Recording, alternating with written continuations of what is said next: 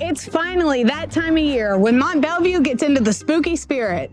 We're here at everyone's favorite fall spot, the pumpkin patch at Mont Belvieu Methodist Church, which some might even consider legendary. But today, we're shining a light on a much creepier Mont Belvieu legend. This is the story of Sarah's grave.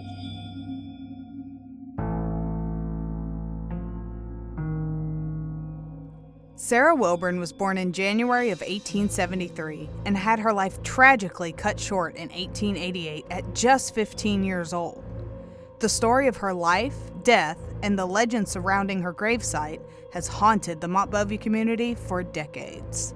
So the story I know, back in the late 1800s, there was a girl named Sarah, and she was getting a little too rambunctious for her dad.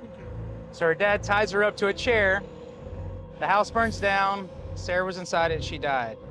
There was a rope hanging from a tree, and when you'd go out there, you would see it, and that's where she hung herself.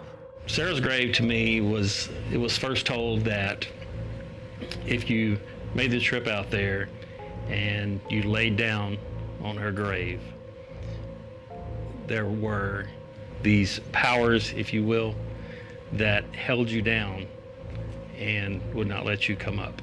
If you were, a girl, to come out and on your 16th birthday, lay down on the grave, and what they would do a lot of times would have people already out here that would scare the heck out of you. In the years since, her gravesite has become the subject of local legend. We got out and tried to see what the commotion was. Apparently, as they approached the gravesite, the headstone fell over. So we made the trek across the Shell parking lot to her grave and was standing there telling the stories of, what we've heard about the grave and you laying down on it and such. And then all of a sudden the lights went out on the car. It was pitch black, and we would always see who would get the closest to the grave and, who would touch it. None of us would, of course, but. The haunt is so much as that made it a lot of people that didn't know any different was the oil wells out here.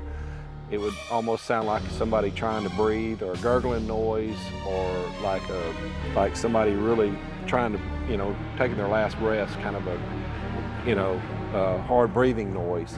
While Sarah's grave is on private property now, it's clear that her frightening legacy still haunts Mont Belvieu. But it's probably nothing more than a regular old ghost story. Or is it?